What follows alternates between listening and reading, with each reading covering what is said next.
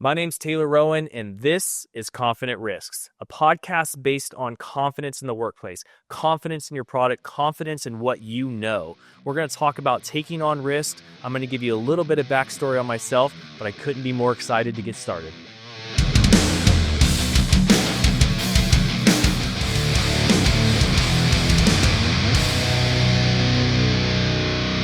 So jumping right in, guys, I want to talk to you guys first about confidence. And I'm going to ask the question right off the bat, what is confidence? If you had to take that perfect example of confidence right now and envision that person, who or what are you envisioning? And for a lot of you, the person that you're envisioning is, maybe that's a person in the meeting. The boss asks a question and you got old Henry in the corner who raises his hand really quick and is answering a question right off the bat, right? Maybe you're on a sports team and you're doing one-on-one drills and you have a receiver versus a DB and that DB is just chirping. We look at that and say, man, that person is confident. That is the definition of confidence. But in reality, that is probably the least confident person out there. A lot of times that person who's chirpy or talking, yes, they're extremely outgoing, but confidence is something that really they lack, and they're trying to make up for it in the sense of being chirpy. Now, that's not to say that a chirpy, outgoing person can't also be confident. But today I really want to dive into, in the business world, what does confidence look like?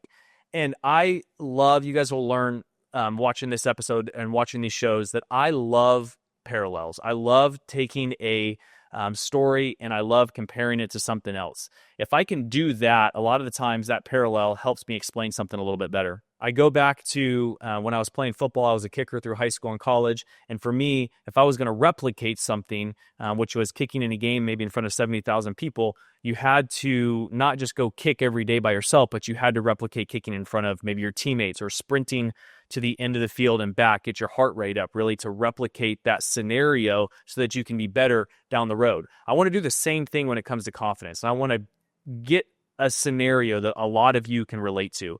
And that scenario is purchasing, okay? Everybody does it. If you were to take a purchaser, there's some people who jump online, see something, they purchase it, a little blue package with blue tape shows up at your door. The Amazon package, maybe there's arguments when that happens. That doesn't happen in my house. But the purchase that I want to talk about is the big purchase that you have to make. Maybe it's a vehicle, maybe if it's a house, maybe it's a new furniture for your house, whatever. Let's take that scenario for a minute.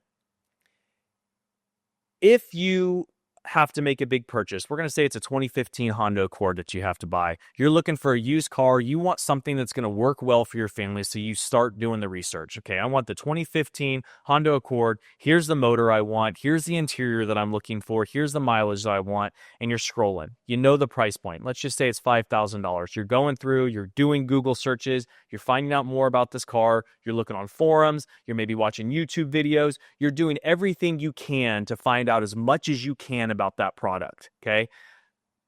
In those searches, maybe it's day 5, you're scrolling through and you found the car that meets the price point that you were hoping to find one at. It checks all the boxes. The mileage is there, the one owner, the paint looks like it's in good shape. You send the message to the seller and you say, hey, is this still available? Message guy writes back, seller writes back right away, yep, still available. Heart starts racing. You set up the meeting, you go to his house, or you meet in a neutral location, you look at the cards, everything that you thought it would be. You take it to the mechanic says it shows up right. At that very point, the person that you're with, or maybe you're asking this question yourself, is they'll look over to you and say, is this the right purchase?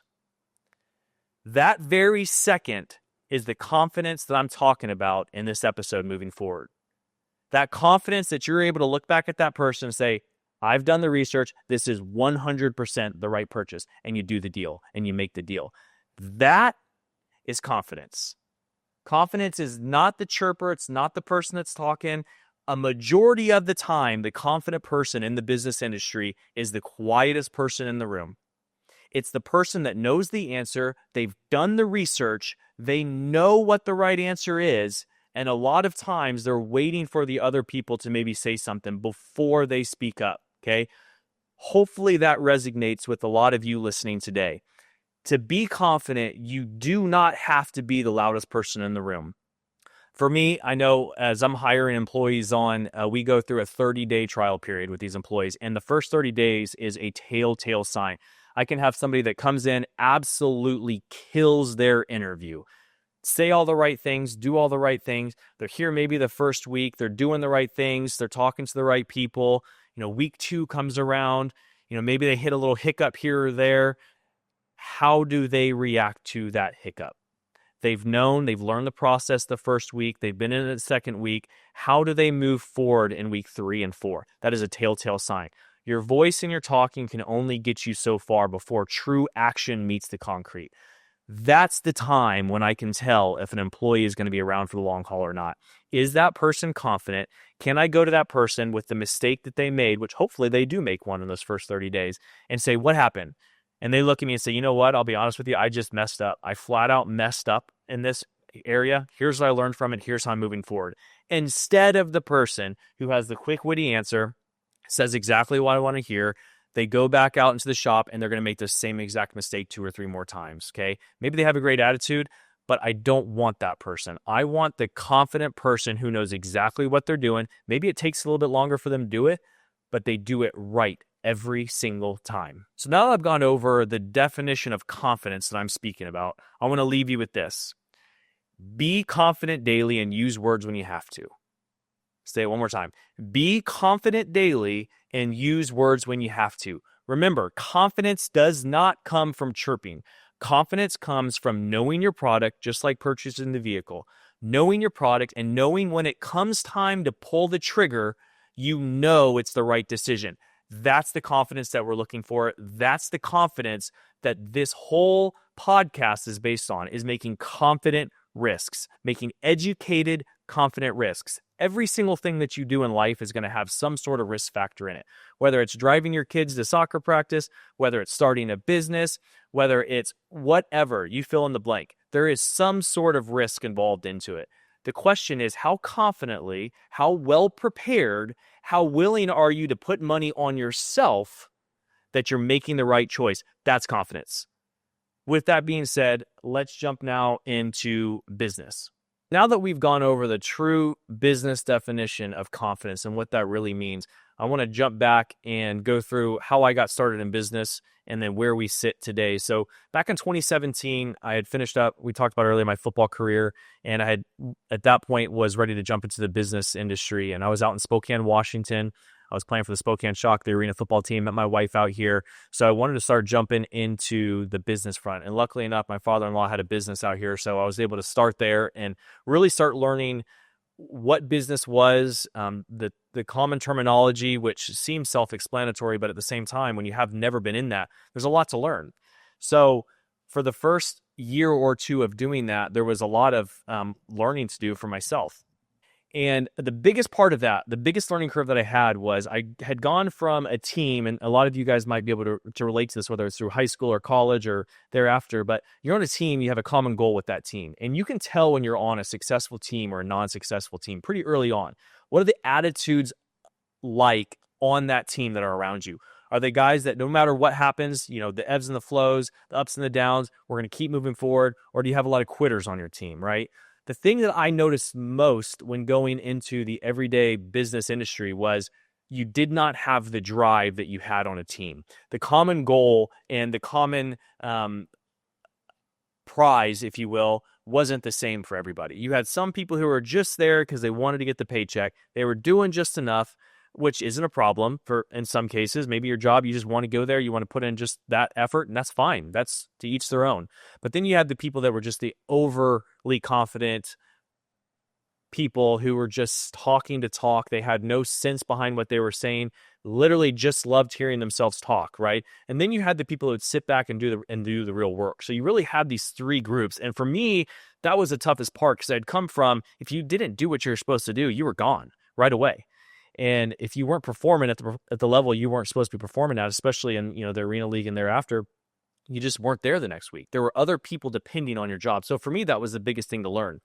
But anyway, I went through, I was a project manager, and I remember we were working at some mechatronics company, and I can remember during that whole process, we started doing a renovation at the building, and somebody came to me and said, Taylor, can you look into getting a shipping container for us here at the facility?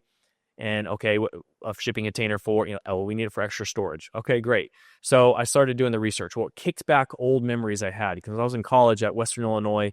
I got a construction management degree. And during that time, we had to do a project on renewable resources or alternative resources to building besides your traditional resources. So mine was on shipping containers. I was on a flight to a game, and I remember reading an article on a guy that built a container house. And for me, if anyone knows me, they knew that during that time from college to when I was playing, shipping containers was this weird little obsession that I had. It's something that I'd always wanted to build a container house. So during that time, I remember thinking to myself, man, that's kind of kicking back some old memories. So I researched it, figured out how to get the container, got it to our facility, got it for the absolute best price, got it delivered, and we started renting that container. Well, during that time, I had known that I wanted to do something on my own one day, and I didn't know what it was. So I just started going down the avenue. Okay, if I did want to build a container house one day, what would it take? Where can I get the absolute cheapest container? How can I get it back to Spokane? It was roughly 300 miles to Seattle and back. So I started doing that research, and the numbers were just adding up. Again, going back to that purchase, like I'm doing the research, I see the numbers, I know what the prices should be, I know what they're selling for here. Maybe there's something here. So I was working my job at the time, and this is the next point I'm going to make to everybody. If you're looking to do something on your own, okay, there is obviously a risk involved with it, okay? Confidence is a big part of that. You have to have the confidence to do it. But I'll also say this. Doing something in parallel to what you're currently doing is an extremely smart decision. It does two things. One, are you willing to do what you currently have to do and do something that you're wanting to do future-wise on the side? Okay? And the excuse I hear all the time is I just don't have enough time. Okay, I don't have enough time. I got to take my kids. I got to do this. You have time right now to listen to this podcast, right? Oh, well, I'm doing that while I'm driving. Okay, great. Well, maybe this is that first step in doing that. Fantastic. So you are doing something in parallel currently, right? So for me, it was starting to look into the container prices, into getting them back here. The confidence was building. So finally, I just said, you know what? I'm going to pull the trigger. I'm going to try selling a container in the Spokane area to see what happens just to get me in the industry. I was looking for a rental container. Maybe there's people who want to buy them. So I took a picture of an old shipping container, posted it on Craigslist because that's all we had at the time. Marketplace wasn't quite there yet. And posted up on Craigslist, and I was absolutely flooded with phone calls. People were calling me left. I couldn't believe it. I was at my normal job, and I was answering more phone calls to this container ad that I put out there than I was doing my own job. So we had a Friday off. I decided, you know what, I'm going to take my father-in-law's truck. He's got a 3/4 ton. I can go rent a trailer. I'm going to go pick up this 20-foot container at the coast. I'm going to bring it back to Spokane, and I'm going to sell it. So before I had even left for the coast, we had a Friday off. I had the container sold to a customer here, and I had 3 more containers already lined up to be sold, meaning that I had 3 trips that I was going to Seattle already to buy containers and bring them back. So I took that Friday off, drove to the coast, 100 miles in, flat tire. Trailer tire blew, which I was warned from the rental company might happen. Anyway, changed the tire, barely got to the coast on time, got to pick up the container, and it was absolutely dog trash. The container was in terrible shape. And for me, I'm looking at this, man, this is the start of my company. Got a flat tire on the way there. I get there, the container's in terrible shape. Okay, I'll start driving back. Drove back. Getting about halfway back, my wife was helping with the financials on this time, and she was running the card of the person who purchased the container. A lot of you are asking, well, why didn't you get that before you left? Well, at the time, I really wasn't thinking about that. Halfway back, card declines. So now I've got this investment into this container, into this rental, and when you're working typical 9 to 5, you don't have the funds a lot of the time, especially early on, to support this kind of purchase. So now I'm stressing out. We get about an hour or two further into the drive, and I remember my wife calling and say, hey, the payment went through, you're good to go. And as I'm pulling up to this guy's driveway, I start thinking to myself, how am I going to get this container off the truck? Luckily, I get there. The guys are, really cool, high spirits. He was just happy to have the container. So I ended up tying the container to a tree and driving out from underneath it, which ended up working. But at the time, I thought, okay, my margins are so good, I'm going to give this guy a little bit of a discount for the worries. My whole thing was I just wanted to get the first one under my belt just so I could get the process started, and somebody was funding me to do that. So like I'd said, I had sold 2 or 3 more, and so I was working a full-time job at the time, so I decided to bring on my first employee. Never done this before. So at the very beginning of this, it was me paying cash to a guy to drive over to the coast for me while I was at work, pick up a container. He had a CDL and drive the container back for me. Yes, I know now that was not the most legal thing to do, but it's what I had to do at the beginning. Brought the container back. The container was sitting there when I got off work. I ended up going and delivering it to the same way to the customer again, took some money off of it for the trouble that they had to go through of watching me pull this thing off the trailer. But that's how I started the business. And it was not flawless at the beginning at all. I had to go through the ups and the downs, and that's just the first one. I mean, the second one, I got into a situation where I was so far out into the woods, and my brother was with me, that we were out there for 4 or 5 hours, no cell phone coverage. Our wives had actually already called the police saying that we had been missing. There were all sorts of issues starting the business off. But that is the key point when it comes to starting a business, is you look at starting a business because maybe you want more time freed up. Maybe you want to have people doing the work for you. The reality is this: if you do not have the means to problem solve, starting a business is not for you. If you do not want to hear the negatives, starting a business is not for you. If you are the person who can have a solution for a problem, business is for you. And what does that come with? It comes with confidence. It comes with knowing your product.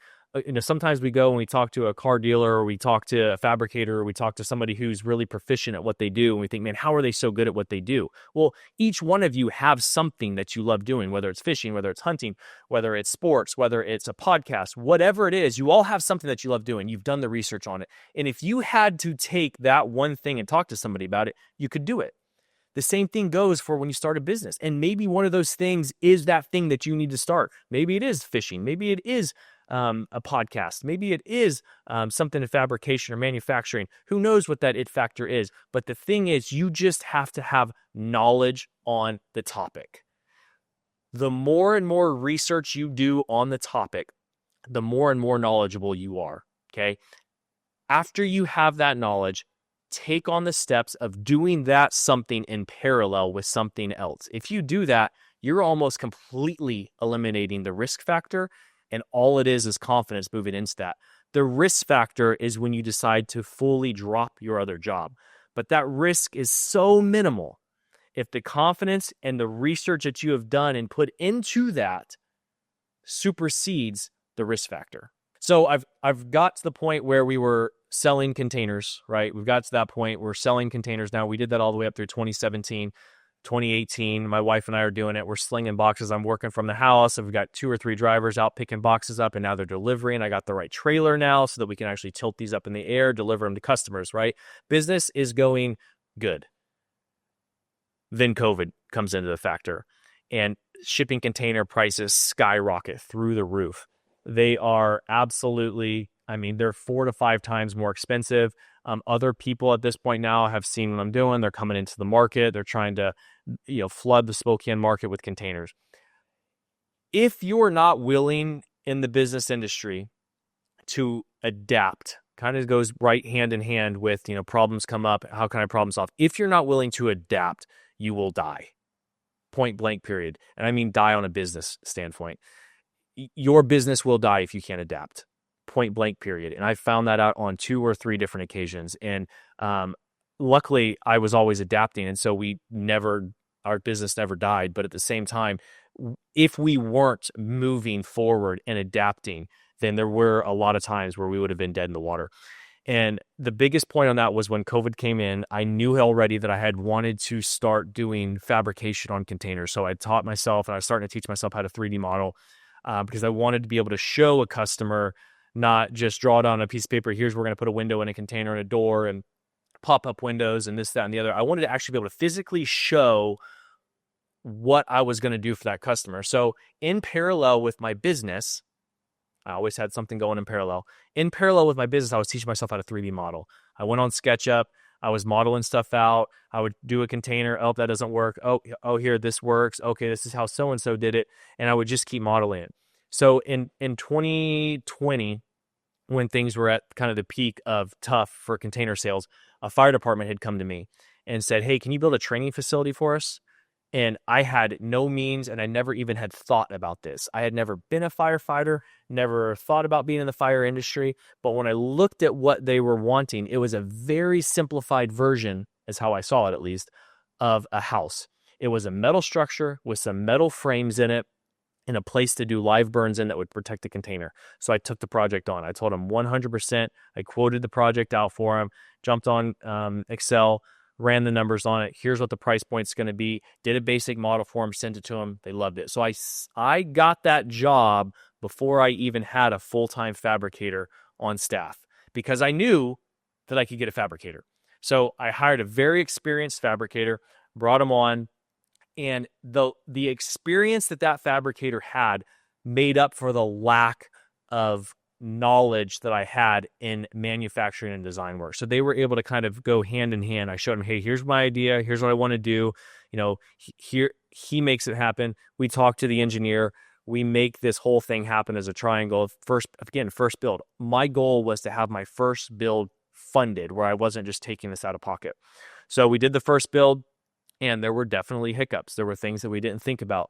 But at the end of the day, we made it worthwhile for the customer that was receiving the product, which then they ended up being very happy with. So then we had all these apartments coming to us saying, hey, we want what you have, but we need a smaller version of that.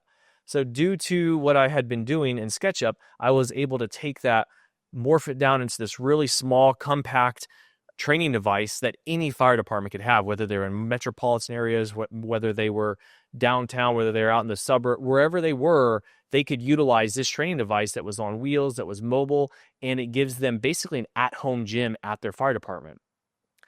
I tell you all that to say this. I had zero experience in any of the things that I went into, okay? Here's what it took. It took listening. It took me sitting down. I can tell you this. I have become a lot quieter over the past probably 6 or 7 years since I started the business. I used to be very just here, this and that, and just loved hearing myself talk. But after I started diving into and really understanding the fact that if I was going to do something on my own, it wasn't going to be about the talking. It wasn't going to be about the factor. It was about executing. And it was making sure that when my customer received something, it was exactly what I said it was going to be. That's what I focused on mainly, is making sure that I had a customer that was happy at the end of the day. Because at the end of the day, and this is what millennials probably, I don't know, people my age can see, is that our parents, the products that our parents had were quality products. Quality is starting to go down major. For me, it was having a product that I could stand behind, that when a fire department got this, they knew that the product was going to be something that was going to be reliable, and that's what our name portrays. So our product is exactly what we tell the fire department it's going to be. Wrapping all of this together now, going back to confidence. Be confident daily. Use words when you have to. That goes for whether you're wanting to start a business, whether you're looking to get into business, whether you're wanting to be better at what you're currently doing, whether you're on a team, you're looking to build that team. Be confident daily and use words when you have to. The most confident person in the room is not the loudest person in the room. The most confident person in the room is the one who knows what they're talking about. That's the person that you listen to. If you're looking to start a business, there will be ebbs, there will be flows, there will be ups, there will be downs. You have to know that right off the bat. It will not be an easy process. There are going to be major speed bumps. Anybody who started a business or anybody that's a business owner, talk to them. Talk to them about the startup. Every single one of them will most likely smile like I am and say, it was not easy whatsoever. That's the first breaking point. Actually, probably the second breaking point. The first breaking point is jumping in. Okay, that's the hardest one. Second one is, can you survive the breaking point? That probably takes out 80% of people right away. Are you the person who can find a solution, or are you the person that says, you know what, this maybe just isn't for me, and moves on? There's nothing wrong with that, okay? Third point that we talked about was constantly adapting. Never be complacent. If you have a job, you're doing something now, whether you're working a job, whether you're an entrepreneur, whatever, you have to always be working in parallel, constantly adapting. If you don't adapt, you're dead in the water. Thanks again for joining us on our very first episode of Confident Risk. I really hope you like what you heard. I hope you're able to take something from it and apply it to your everyday life. We will be doing weekly episodes, so if you like what you heard, hit the like, hit the subscribe, follow us on social media, and until next time, stay sharp and stay resilient.